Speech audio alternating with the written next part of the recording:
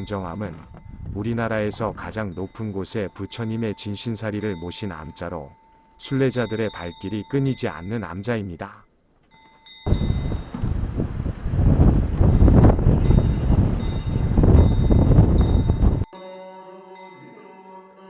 며칠 전 대설로 인하여 봉정암 구간이 출입 통제가 되었다가 해제가 되었다는 소식을 접하고 설경의 봉정암은 과연 어떤 모습일지 그 장엄한 풍경을 만나기 위하여 무척 힘든 순례길을 잡게 되었습니다.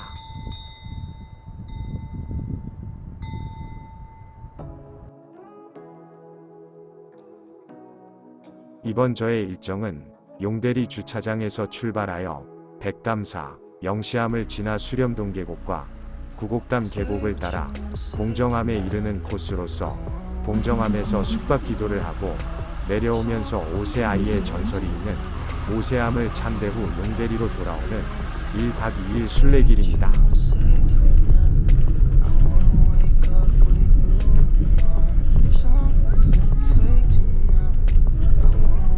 내일 철야기도를 올리는 봉정암은 철야기도는 예약제로 운영하며 만약 기도를 원할 경우 전화로 예약이 가능하며 1박 기도료는 만원이며 뜨끈한 반과 저녁과 다음날 아침 공양을 드실 수 있습니다.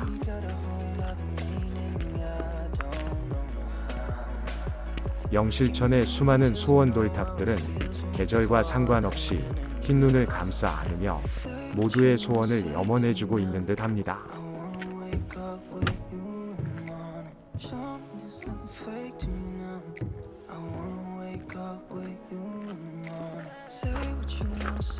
설악산 탐방지원센터 들머리를 시작으로 21km, 12시간의 힘겨운 설산에 눈 덮인 순례길을 떠나보겠습니다. 구독과 좋아요 꾹 눌러주시면 저에게는 무한한 에너지가 됩니다.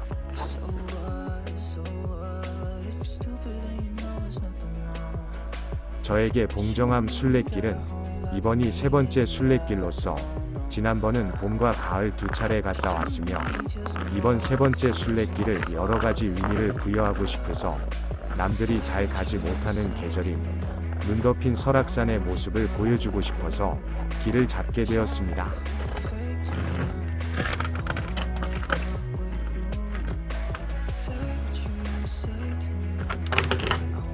지난번이나 지금의 설악산의 모습은 그때 그 자리의 바위와 숲과 나무들, 소리 없이 흐르는 계곡의 풍경들은 그대로 이것만. 하지만 달라진 건 온통 순백의 흰옷을 갈아입고 사람들의 접근을 막기 위해서인가 수북히 쌓인 눈 덮인 길을 걷기에는 매우 힘들고 위험한 순례길이 되었습니다.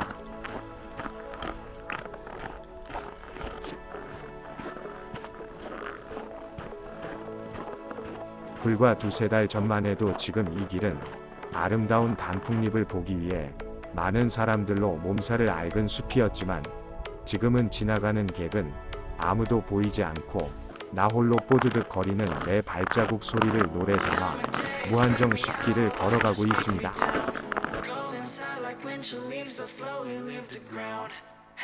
무아지경으로 걷고 있는 찰나 저 멀리 보이는 절은 영시암입니다. 지난번 경험으로 백담사에서 걸어온 지 1시간이 지났다는 것을 알 수 있습니다.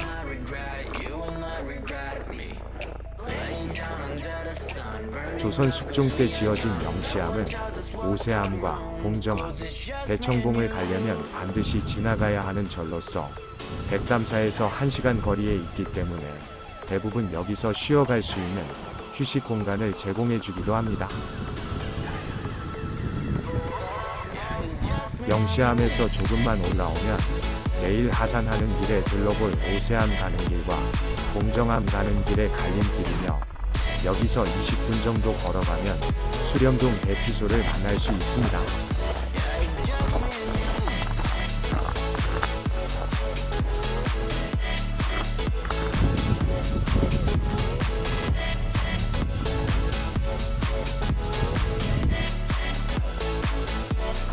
시기적으로 1월 말이면 모든 생물들이 서서히 기지개를 켜며 봄을 맞이할 준비를 하고 있을 듯 이 눈이 다 녹기만을 기다리는 듯 합니다.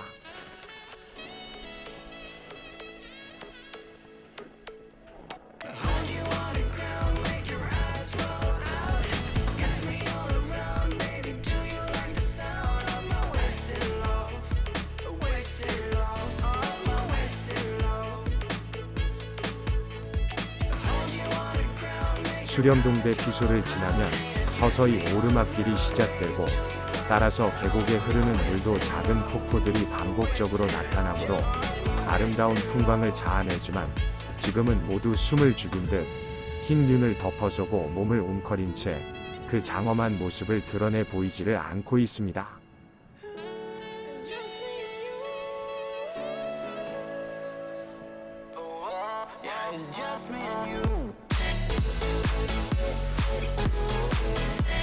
(1224m의) 높은 위치에 있는 동정암을 가기 위해 6시간이라는 긴 여정을 오르는 것만으로도 부처님의 가피를 받을 수 있는 충분한 자격이 되리라 생각해봅니다.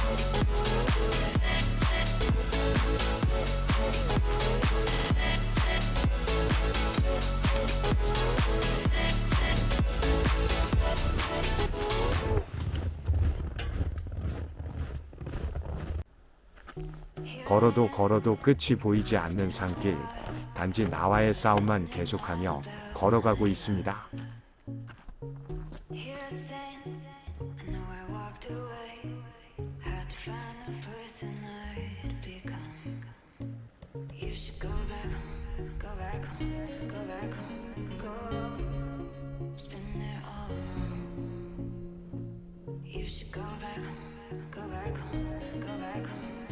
산의 깊이를 더해갈 즈음 서서히 내설하게 비경인 귀암의 용화장성의 장엄한 얼굴들을 바라보며 잠시라도 지친 몸을 추스려 봅니다.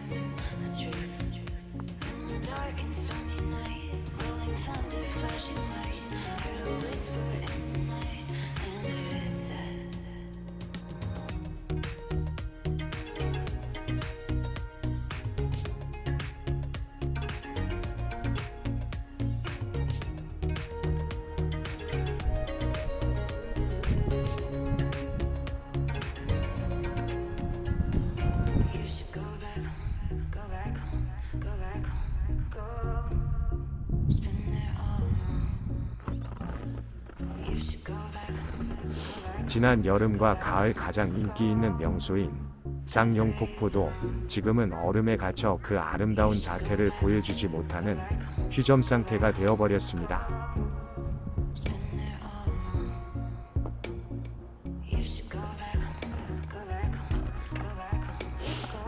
고도가 높을수록 눈의 두께 또한 두꺼워서 더욱 더 힘들게 하는 순례길이 되고 있습니다.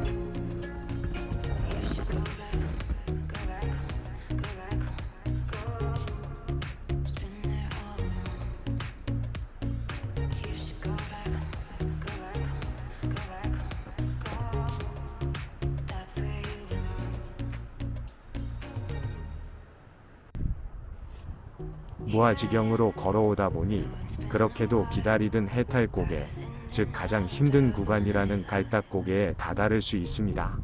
힘들지만 이 고개가 마지막 구간이라 생각하니 없던 힘이 다시 솟아나는 것 같습니다.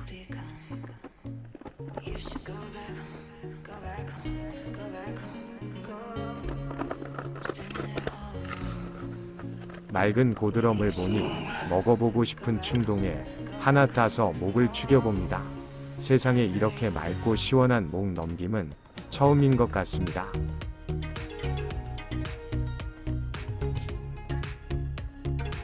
보드럼 에너지를 충전하고 이제 마지막 해탈 고개를 무념 무상으로 올라가 보겠습니다.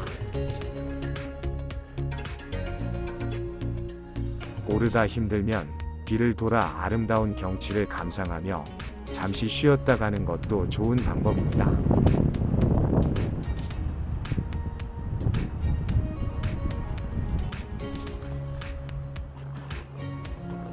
대략 20분 만에 드디어 해탈곡의 정상에 도착하였습니다. 천당, 극락이 어디에 또 있고요. 지금 이 순간 여기 이 자리 표지판이 방문하고 있습니다.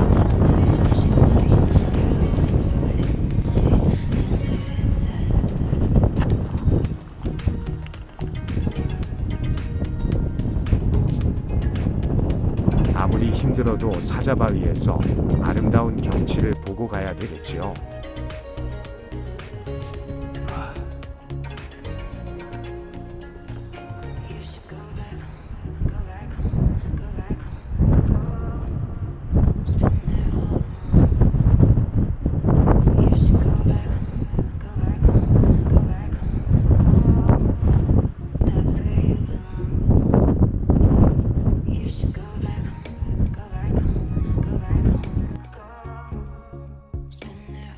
이제 정말 마지막 구간입니다.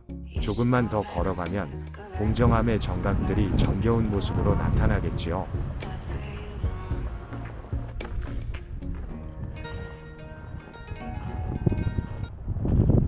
신라의 자장율사가 부처님의 진신사리를 모실 길지를 찾아 이곳저곳을 순례하던 즈음이다. 어느 날 휘황찬란한 빛을 뿜는 봉황이 하늘에 나타나고 이를 범상치 않게 여긴 자장율사는 몇 날 며칠을 뒤쫓았습니다.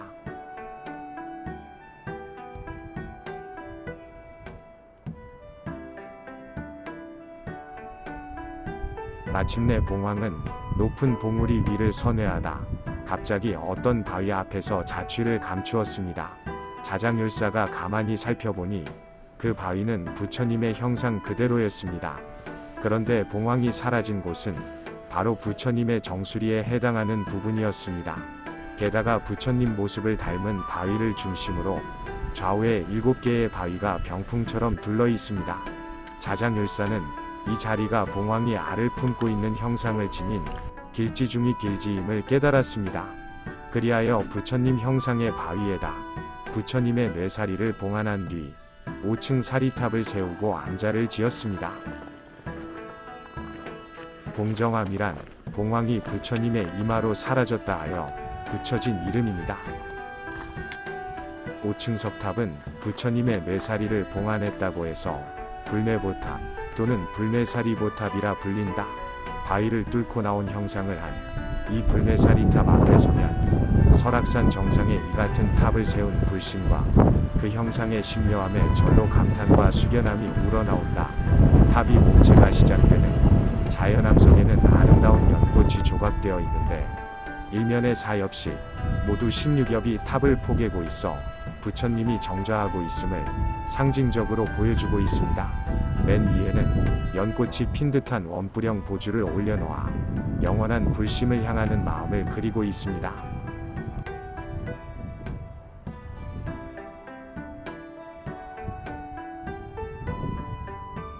저녁이면 불뇌사리보탑에 전등을 비추어 주는데 마치 황금보탑을 보는 듯 그 장엄함에 눈을 뗄 수가 없을 정도입니다. 저녁 예불 후에 보여드리겠습니다.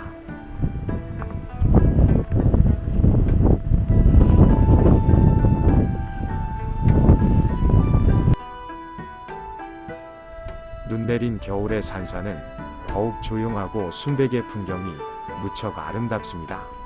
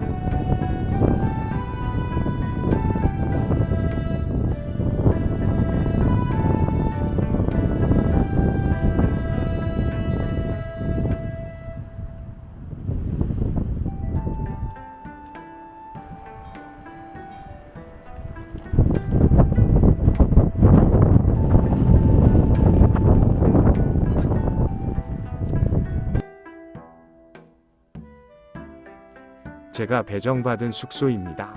예전에는 어떤 전각으로 사용되었지만 지금은 기도를 하러 오는 신도들에게 기도방으로 내어주고 있으며 여기에는 4개의 방이 있습니다. 여기 외에 종무소 건물에도 여러 개의 기도방이 있습니다.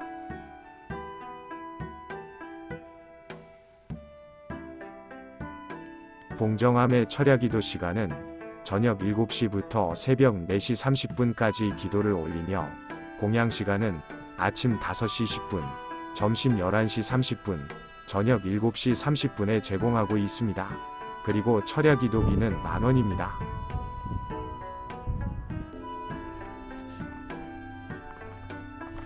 저녁 예불을 알리는 종소리가 크지도 작지도 않은 울림으로 은은하게 산사에 울려 퍼지고 있습니다.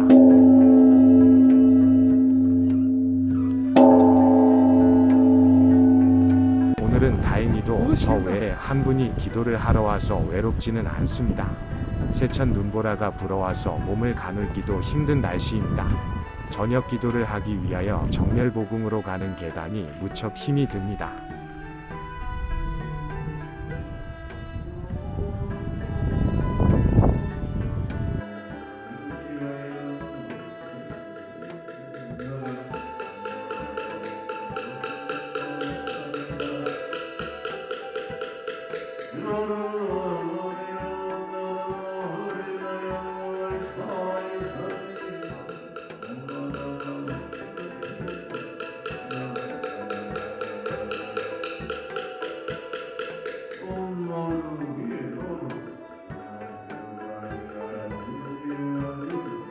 저녁 예불을 마치고 저 멀리 보이는 불빛을 따라 불뇌사리보탑을 친견하러 가보겠습니다.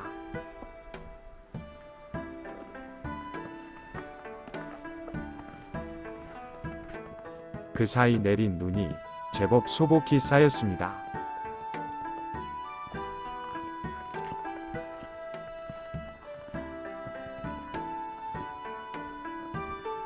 이제까지 낮에만 보아왔던 불뇌사리보탑, 과연 밤의 보탑은 어떤 모습인지 벌써부터 마음이 급해져서 걸음을 재촉해봅니다.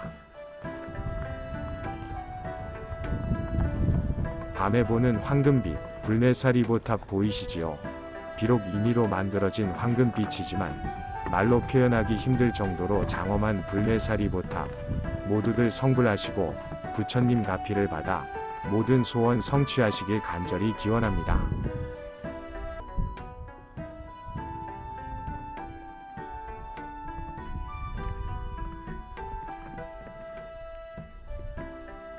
세 번 가면 소원을 들어주는 설악산 봉정암, 세 번째 가보는 봉정암. 아무도 가지 않은 눈 덮인 겨울 순례길, 1박 2일 철야기도, 눈부실 정도로 장엄한 불뇌사리보탑. 잘 보셨습니까? 끝까지 시청해주셔서 감사합니다. 구독과 좋아요는 사랑입니다. 더 좋은 영상으로 다시 인사드리겠습니다.